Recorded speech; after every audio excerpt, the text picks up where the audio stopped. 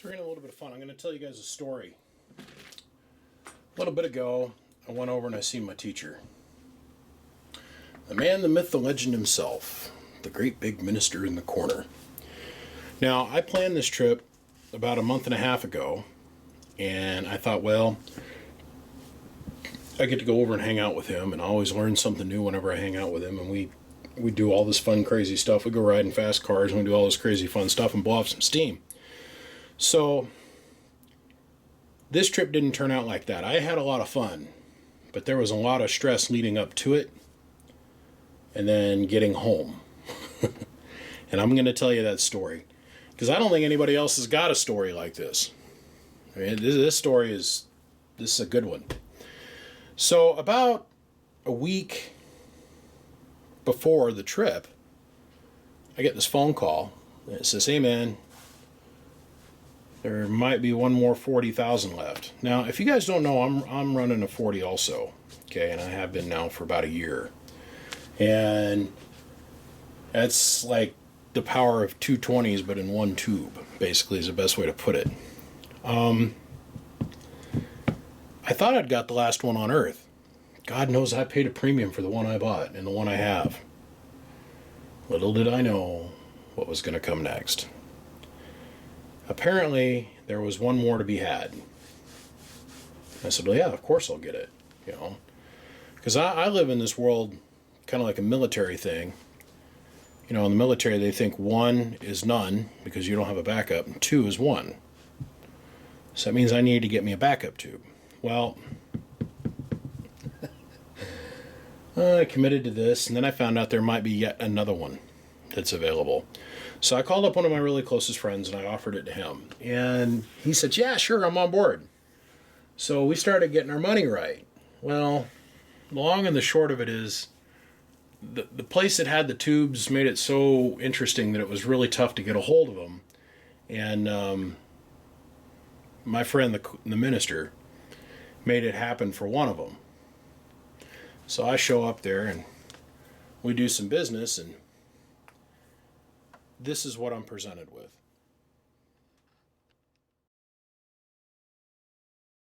So I meet her for the very first time. Little did I know that she was going to be this giant ball smash. Now listen, as you go through life, you're going to meet these women, all right? And this tube has got to be a girl.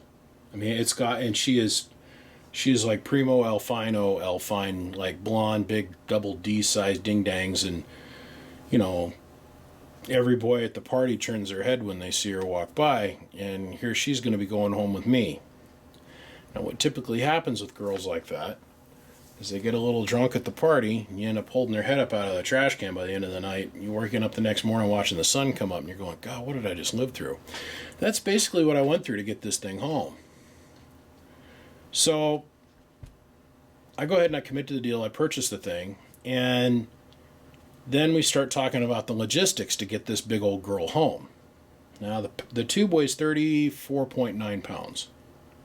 Just the tube. And in its enclosure, it's big. I mean, as you can see in the pictures, it's big.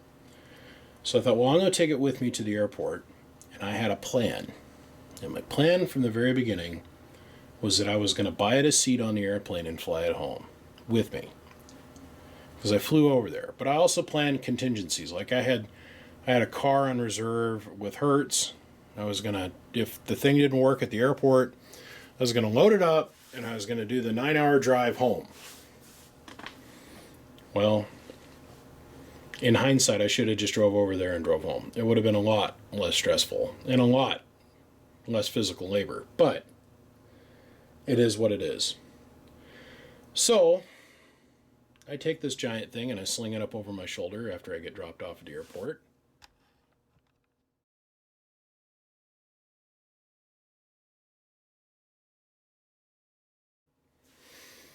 And I go into the airport. Now, I don't know if you guys have ever been through the Seattle airport, but it is going through a lot of massive construction right now. And my flight was out of there at 9:15 in the evening, and I got over to the airport at 7 o'clock at night. Because I knew that this process that I was getting ready to go through was going to be long.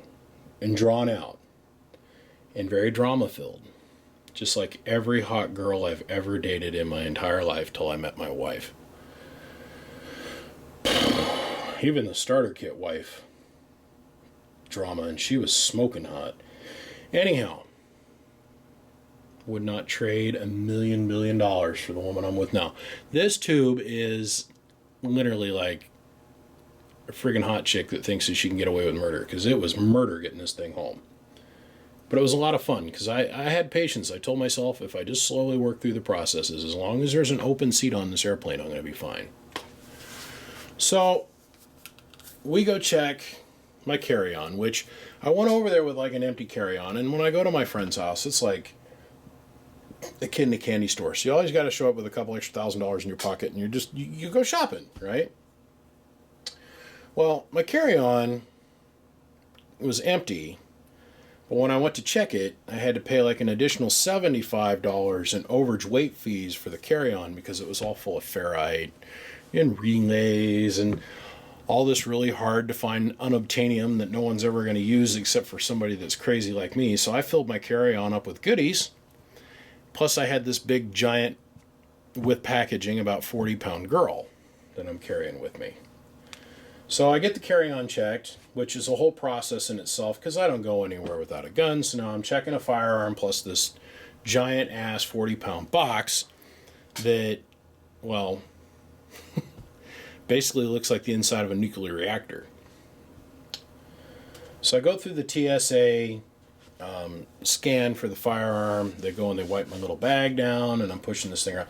Now, everywhere you go in this airport, they've tried to automate it as much as humanly possible and get rid of your ability to have contact with outside human beings, or that have contact with human beings, and it means less overhead for the airline. So there's like 700 kiosks and 3 human beings trying to help people that have problems. Well, me, not being the average traveler, I have to wait to go deal with a human being because I have to ask for a very special form. It's called a firearm declaration form. So I declare my firearm, I fill out the paperwork, and go over and go through that screening process. But before I got done checking my bag, I asked him, well, how many seats are available on the aircraft? And he goes, well, there's 6.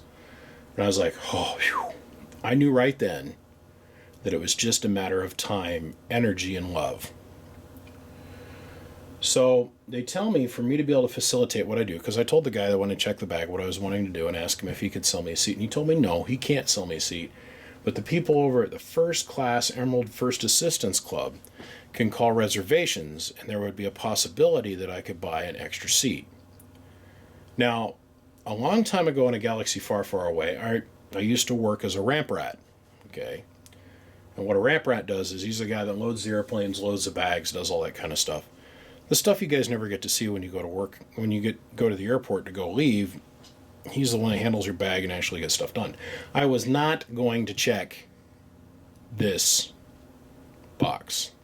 I was either going on board with me on the airplane or I was going to go out, go get a rent-a-car, and come home.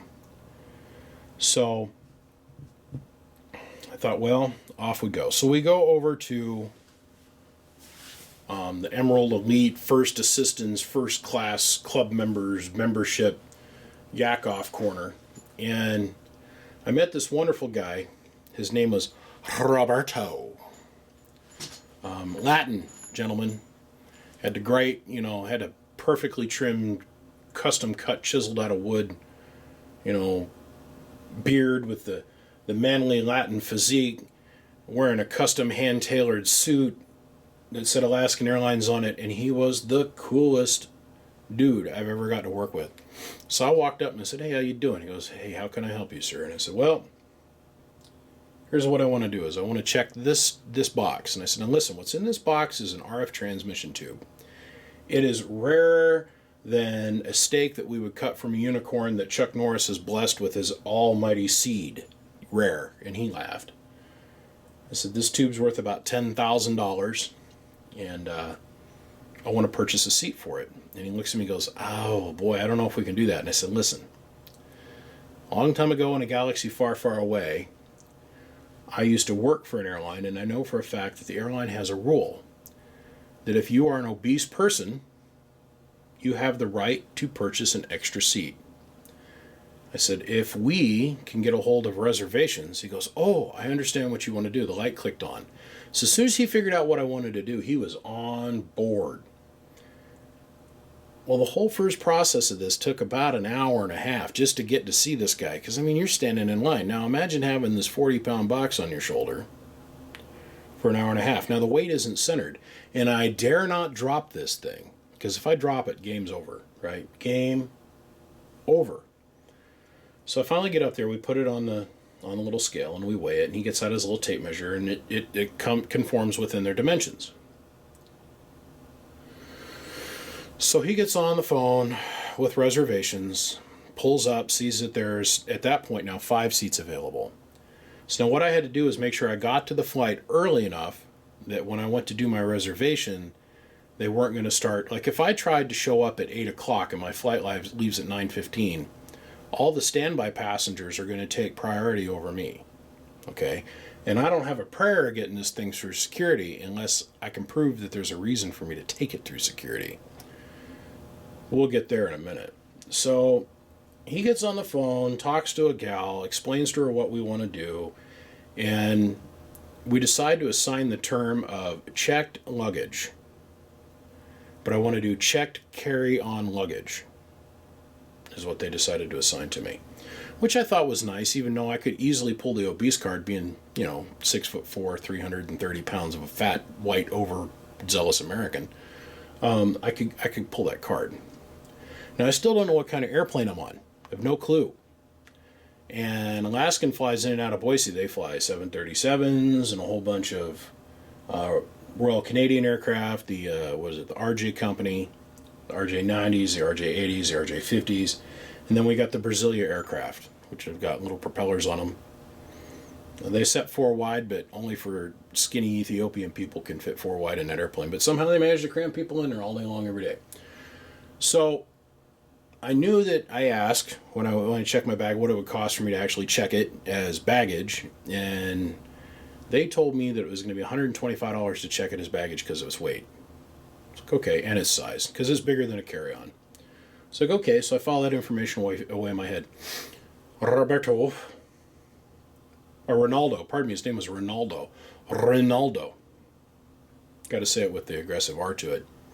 Proceeds to tell me, oh, this won't be a problem, Mr. Miller. No, we totally can accommodate you. This is not an issue. Don't worry about it. You kept giving me the wink like, oh, no, it's all good. It's all good. And I'm like, man, I'm thinking in my head, until you run my card, dude, ain't nothing good. You know what I mean? So he comes at me and says, well, Mr. Miller, how's $80 sound? I couldn't get my card out of my wallet fast enough. I said, take my money. Shut up. Take my money. As soon as he printed that pass, we went on an adventure. So here I am. It's now about 8 o'clock. Or no, it was about 8:30. So I got 45 minutes to make it to my gate. So I walked to what was the TSA checkpoint. Well, that checkpoint's closed due to construction. So I'm like, okay, where's the other checkpoint? Well, there's 3 security checkpoints for the SeaTac International Airport. The 2 that are on my side of the airport are closed, so I have to walk to the opposite end of the airport from where I'm at with this oversized weight box. Now, there are baggage carts and there's baggage dollies and all that stuff. I could not find one for the life of me, and I knew as soon as I got on the other side of the checkpoint, I will not be able to have these things with me. So I figured I'm just going to gut it out. So I humped this thing down to the other end of the airport.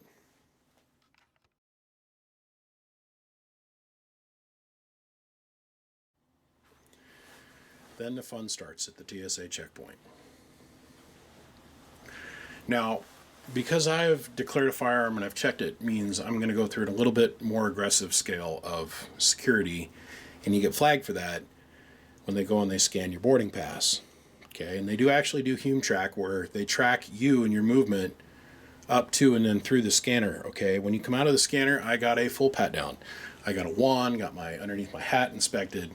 I got the belt press all the way around the waist, and that was all fine and dandy, but I wasn't able to go and do any of that until they could figure out what I was doing with this big giant box. And I told them, well, this is a piece of carry-on luggage that it has its own seat. As soon as I had that boarding pass, I knew I was going to get through security, because now it's security's job to facilitate my ability to get on the airplane with this thing. They first told me no, I'd have to take it back and check it as baggage. I said no, it has actually got a seat.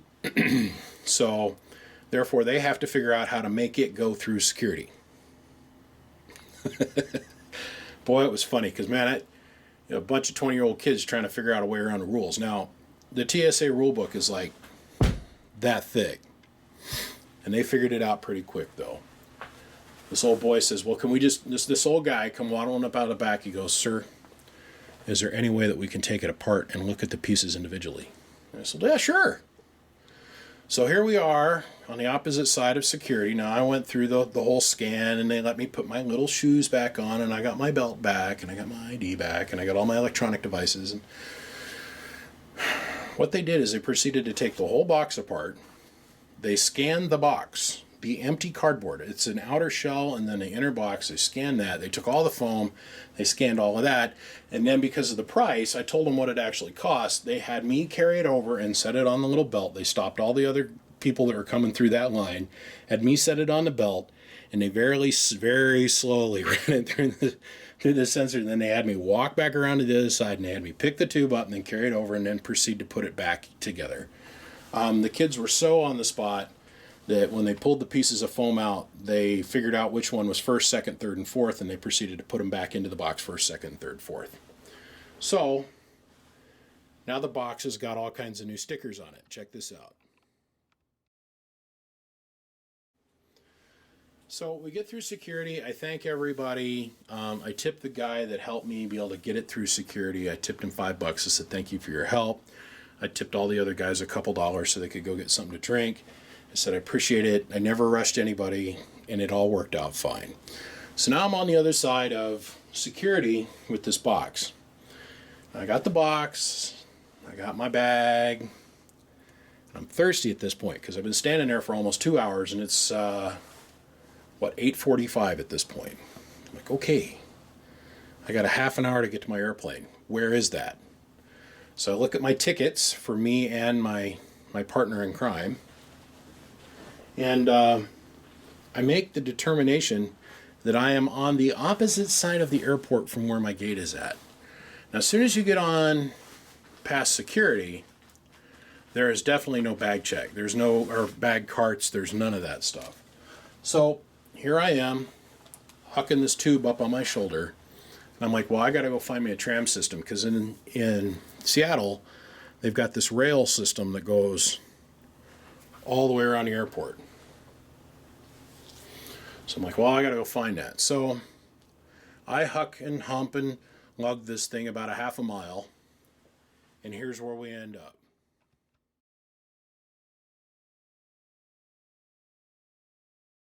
So the first adventure that the tube got to go on was down 2 full flights on an escalator.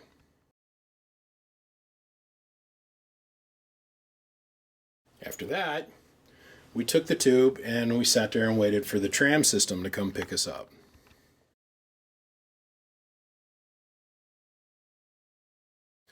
Next stop, the tram system going through the airport. Boy, I'm here to tell you this is a lot of fun. I set the tube up, but then very quickly as it started to move, I had to set the tube down because, well, I was afraid that the tube might fall off.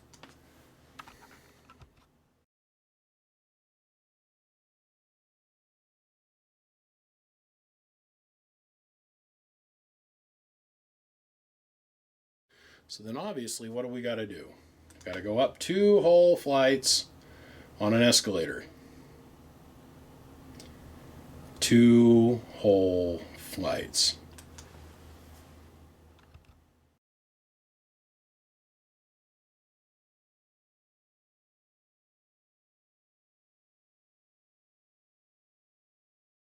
After that was a short, another little quarter-mile jaunt to the gate, and I finally arrived at the gate.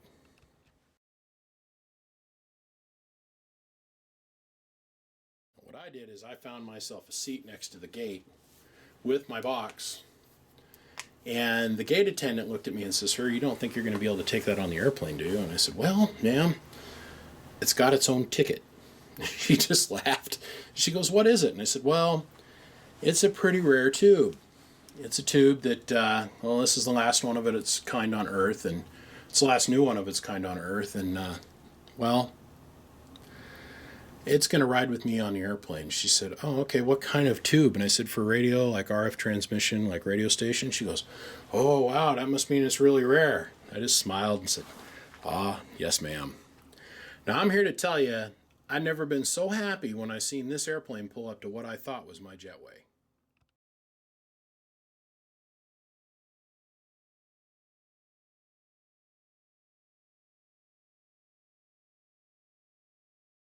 They were teasing me.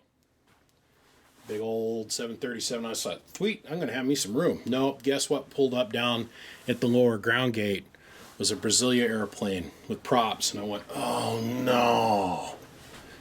Tiny, tiny little airplane, right? So I thought, well, I got to make a plan. We're going to make it.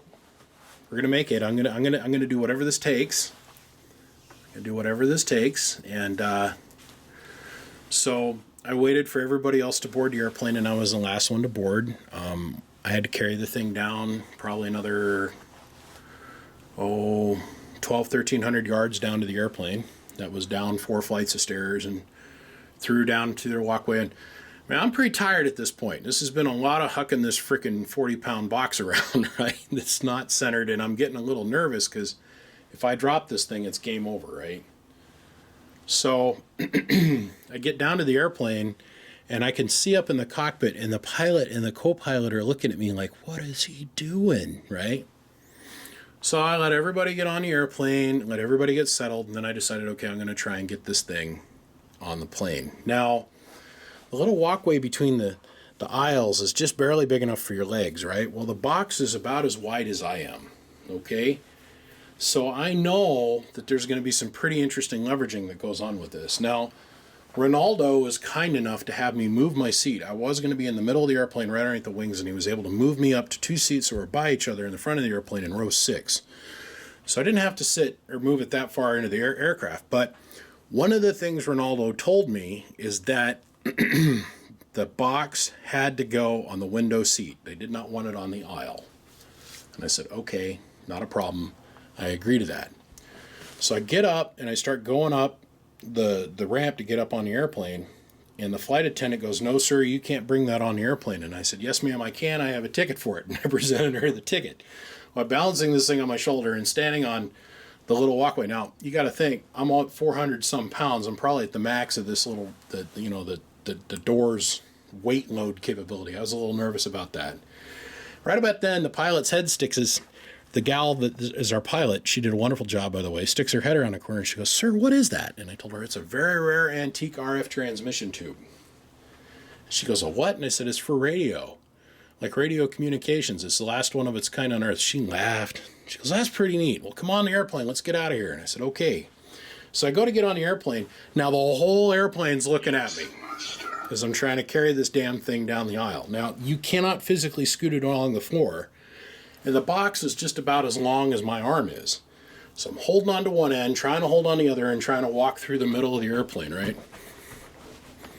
And I'm telling everybody, I'm sorry, no, I'm sorry, please forgive me, I'm sorry, we won't be late, I'm sorry. And I take the box and I very, very neatly set it next to me, or set it in its seat.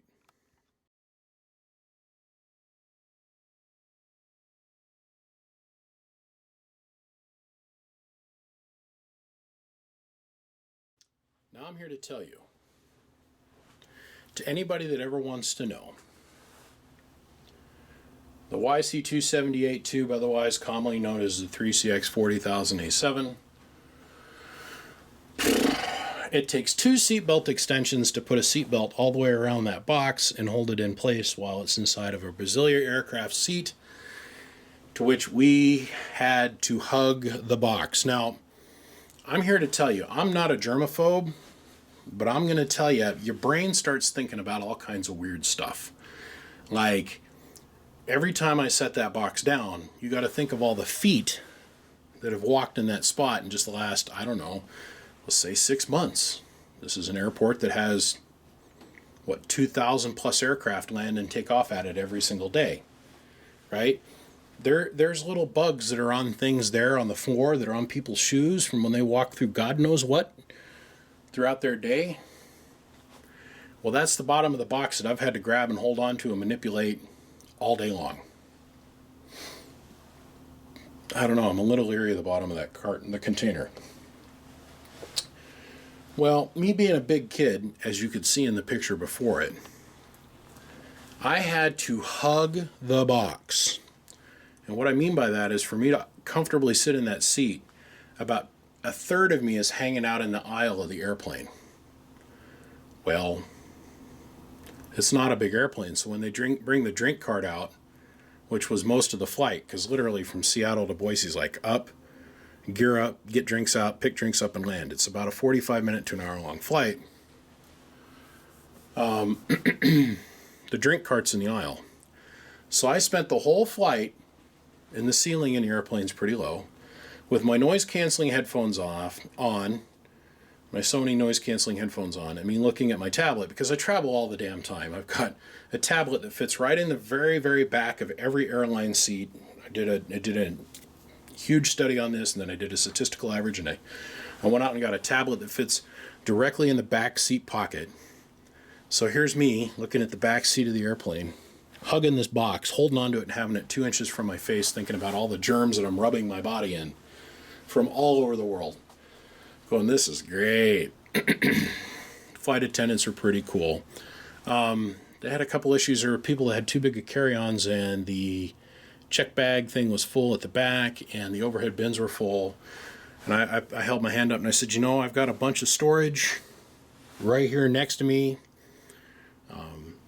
My box that I have with me is not occupying, it doesn't need storage for legs. And we filled that little storage up with other people's luggage, because that was great. That made it compliant. Everybody was really grateful for that. And so we flew to Boise. And it all worked out. So we land. I let everybody get off the airplane. Everybody's giving me the ugly stink eye look. I don't know why.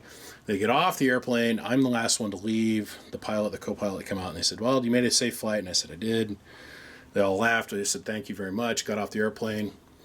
And the very first thing I see sitting off the ramp, or off the airplane on the ramp at the gate, is what they call a star car, which is a little tiny seat that you can put people on that are, wheelchair bound. And it is specifically designed to fit into the amount of space in between the aisles on the airplane. I've seen that sitting there, and now the Boise airport's different. It's a smaller airport. Yeah, we've got an international sized runway, but man, about 11 o'clock comes around, and that was the time that I landed. It was about 11:15. That airport is a graveyard, right? And I looked at that and I went, oh, thank God, I don't have to carry this thing through the airport. So, once again, the tube managed to find yet another mode of transportation.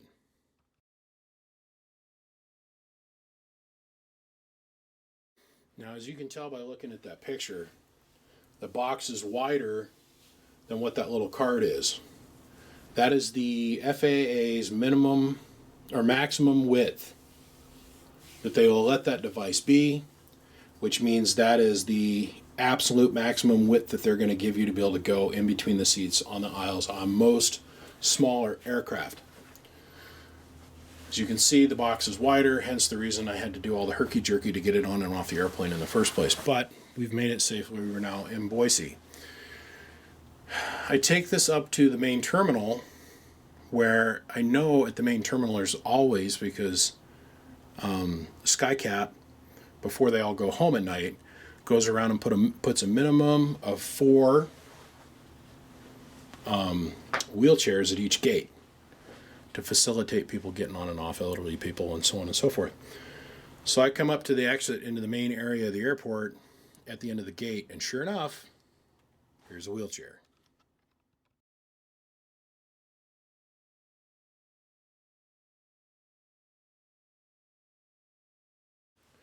So I pop open the wheelchair, and for the very first time In almost 6 hours, I don't have to carry this thing on my shoulder.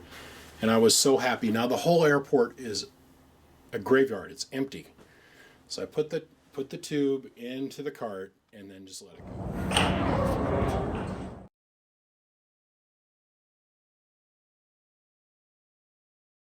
Now the way my airport's situated, I've got to walk across the thing.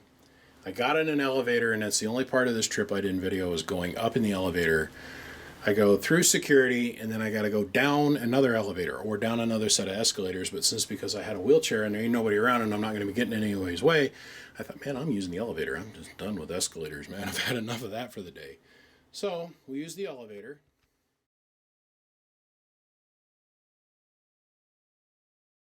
We hopped out of the elevator, and now it's time for me to go reclaim my bag with the gun in it. You guys that don't know, it means you got to go to the baggage carousel, because every once in a while, one of the ground ramp rats, even though it's got a tag on it that says firearm enclosed, blah, blah, blah, and they have to verify that the bag is on the airplane, by the way, while you're on the airplane. Oh, by the way, that is an absolute flight hack, by the way. Total hack, right?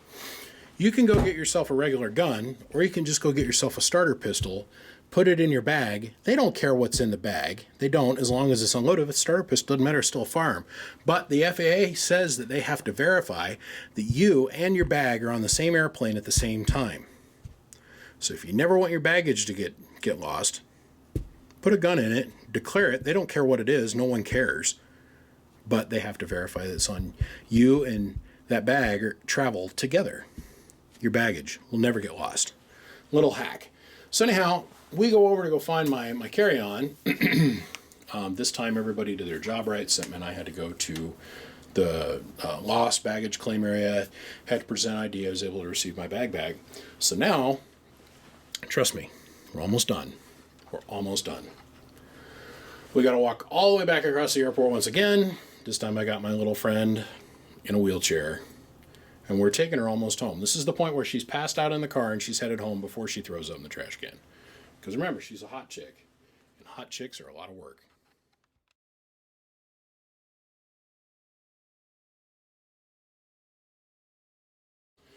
So we hit the elevator, and this is literally the last step of the journey until I'm back outside on Mother Terra. Last step of the journey.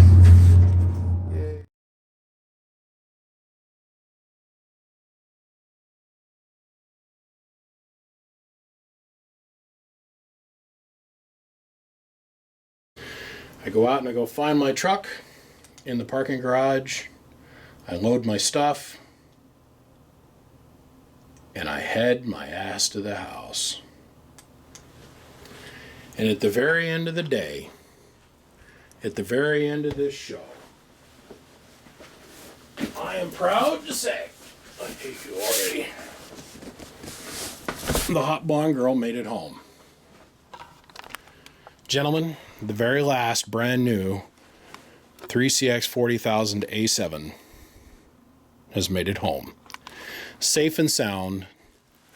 Traveled from, I believe, Japan to California, California to Seattle, Seattle to Boise. And it's officially been inspected by the Transportation Security Administration. United States Department of Homeland Security approves this device. Gentlemen, I gotta go. That's my story, and I'm sticking to it. The last of its kind on Earth, and I've got two. BBI got down.